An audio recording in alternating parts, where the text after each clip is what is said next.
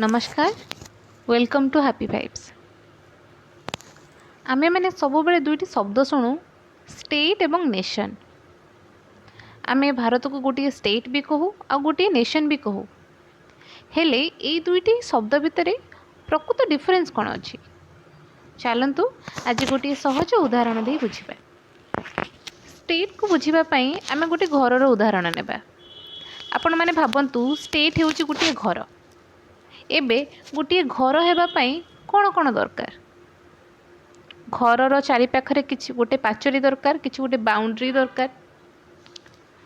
घर भितर चलवाई किसी नियम आ लोक घर मुख्य बा मालिक जे कि निज इच्छा अनुसार ता घर पर निष्पत्ति नहीं पारुथिबा।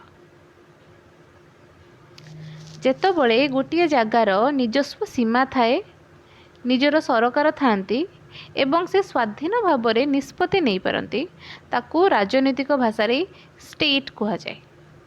जेमिति कि आम देश भारत। एबे आसीबा नेशन उपरकू। नेशन को गोटे परिवार भली भावंतु। नेशन माने केवल माटी बा सीमा नुहे, यह हेउची एक भावना।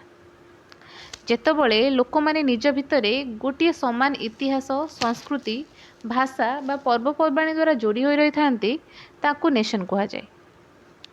उदाहरण स्वरूप आमे माने समस्ते भारतीय। आमे ओडिया हेउ कि बेंगली, आम भितरे गोटे भारतीयतार भावना अच्छी। ये जो भावनाटा अच्छी एटा को ही नेशन कहा जाए। चलतु जानिबा ए दुईटी शब्द भितरे मुख्य पार्थक्य कौन अच्छी। स्टेट हेउची गोटे राजनैतिक संस्था जो नीति नियम एवं मानचित्र थाए। एवं नेशन हेउची गोटे सांस्कृतिक परिचय जो लोकों भावना एवं एकता थाए। भारत एक स्टेट कारण यार निर्दिष्ट सीमा एवं सरकार अच्छी।